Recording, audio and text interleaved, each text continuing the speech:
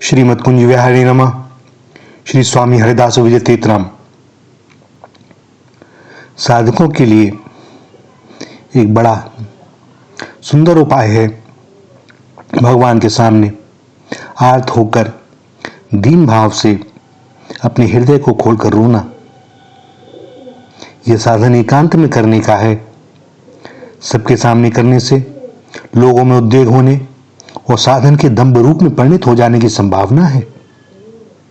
प्रातःकाल, संध्या समय, रात को, मध्य रात्रि में या सुबह ब्रह्म मुहूर्त में जब सर्वथा एकांत मिले तभी आसन पर बैठकर मन में यह भावना करनी चाहिए कि यहाँ भगवान मेरे सामने उपस्थित हैं, मेरी प्रत्येक बात को सुन रहे हैं और मुझे देख भी रहे हैं।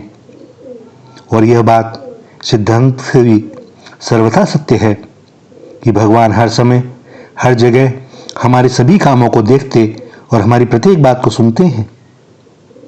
भावना बहुत दृढ़ होने पर भगवान के जिस स्वरूप का इष्ट हो वह स्वरूप साकार रूप में सामने दिखने लगता है एवं प्रेम की वृद्धि होने पर तो भगवत कृपा से भगवान के साक्षात दर्शन भी हो सकते हैं।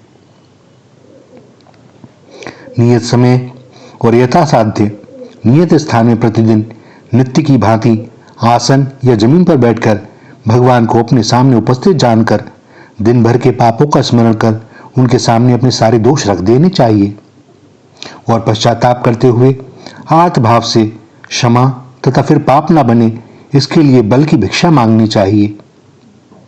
हो सके तो भक्त श्रेष्ठ श्री सूरदास जी महाराज का यह पद गाना चाहिए या इस भाव में अपनी भाषा में सच्चे हृदय से भगवान से विनती करनी चाहिए। मौसम कौन कुटिल खल कामी, जिन तनु दियो ताहि बिसरायो, ऐसो नमक हरामी, भरी भरी उदर विषय को धायो, जैसे सूकर ग्रामी, हरिजन छाड़ हरि विमुखन की, निस्दिन करत गुलामी, पापी कौन बड़ो जग मोते, सब पतितन में नामी, सूर पतित को ठौर कहाँ है, सुनिए श्रीपति स्वामी। हे दीन बंधु, यह पापी आपके श्री चरणों को छोड़कर और कहाँ जाए। आप सरीखे अनाथों के नाथ और हैं कौन जो मुझ पर दया दृष्टि करे। हे प्रभु, मेरे पापों का पार नहीं है। जब मैं अपने पापों की ओर देखता हूं तब मुझे बड़ी निराशा होती है।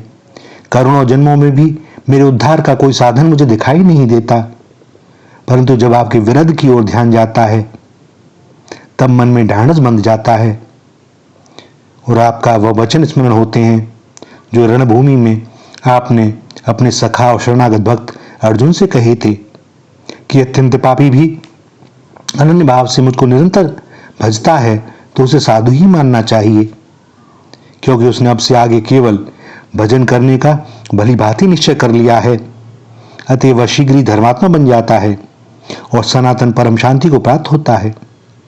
हे अर्जुन, तू निश्चय पूर्वक सत्य समझ कि मेरा भक्त कभी नष्ट नहीं होता। हे भाई, तू सब धर्मों को छोड़कर केवल एक मुझ वासुदेव श्री कृष्ण की शरण हो जा, मैं तुझे सारे पापों से छुड़ा दूंगा, तू चिंता न कर। कितने शक्तिशाली शब्द हैं और यह उदारता आपके अतिरिक्त कौन दिखा सकता है। ऐसो को उदार जग माही, परंतु हे प्रभु, अनन्य भाव से भजन करना और आपकी शरण होना तो मैं जानता नहीं। मैंने तो अनंत जन्मों में और अब तक अपना जीवन विषयों की ही गुलामी की है। मुझे वही प्रिय लगते हैं। मैं आपके भजन की रीति को नहीं समझता। अवश्य विषयों के विषम प्रहार से अब मेरा चित्त घबरा गया है। नाथ, आप अपने ही विरध को देखकर मुझे अपनी शरण में रखिए और ऐसा बल दीजिए जिससे एक क्षण के लिए भी आपके मनमोहन रूप और पावन नाम की विस्मृति न हो। हे दीन बंधु, दीनों पर दया करने वाला दूसरा है कौन। हे तिरस्कृत भिखारियों के आश्रयदाता, दूसरा कौन ऐसा है जो आपकी तरह दीनों को छाती से लगा ले।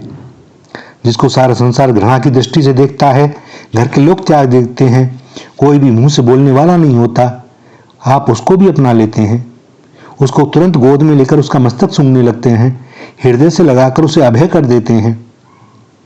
रावण के भय से व्याकुल विभीषण को आपने बड़े प्रेम से अपने चरणों में रख लिया।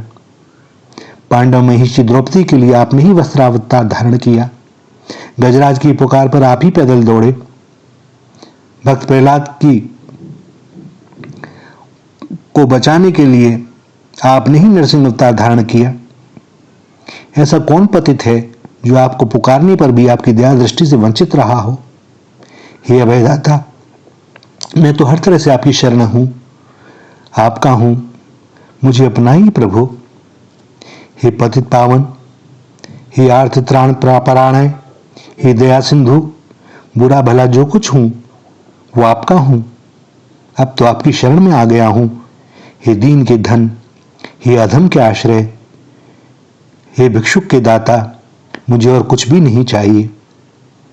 ज्ञान योग तप जप धन मान विद्या बुद्धि पुत्र परिवार और स्वर्ग पाताल किसी भी वस्तु की या पद की कोई इच्छा नहीं है। आपका बैकुंठ, आपका परम धाम और आपका मोक्ष पद भी मुझे नहीं चाहिए।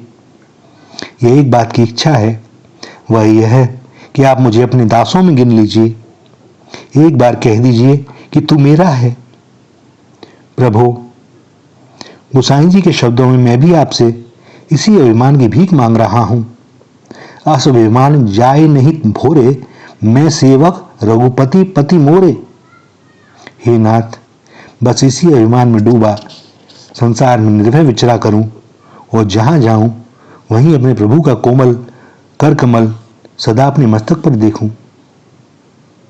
भैया, इस प्रकार इस भाव की प्रार्थना प्रतिदिन करने से बड़ा भारी बल मिलता है।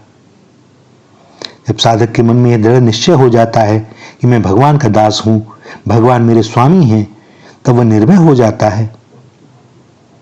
फिर माया मोह की और पाप तापों की कोई शक्ति ऐसी नहीं जो उसके सामने आ सके। जैसे पुलिस का एक साधारण सा सिपाही भी राज्य का सेवक होने के नाते राज्य के बल पर निर्भय विचरण करता है, और चाहे कितना ही बड़ा आदमी हो उसे धमकी दे सकता है, उसे पकड़ सकता है। तब जिसने अखिल लोक स्वामी भगवान को अपने स्वामी रूप में पा लिया, उसके बल का क्या पार है। ऐसा भक्त स्वयं निर्भय हो जाता है और संसार के भयभीत जीवों को भी निर्भय बना देता है। तो भैया, सच्चे हृदय से दीन भाव से प्रार्थना करें, वे अपना लेंगे। यह सत्य है। श्री राधा श्री राधा श्री राधा।